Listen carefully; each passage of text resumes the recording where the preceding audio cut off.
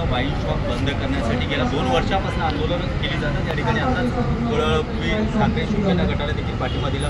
आपल्यासोबत शरद पवार गटाचे राष्ट्रवादीचे आमले साहेब आहेत। काय सांगायचं की तुमच्या परिसरात असणारं वाईन शॉप आहे, आजूबाजूला सोसायटी आहे, विद्यार्थ्यांचं येणं जाणं असतं, आपली सोसायटीमध्ये अशा पद्धतीने सुरू झालं, काय भूमिका असणार?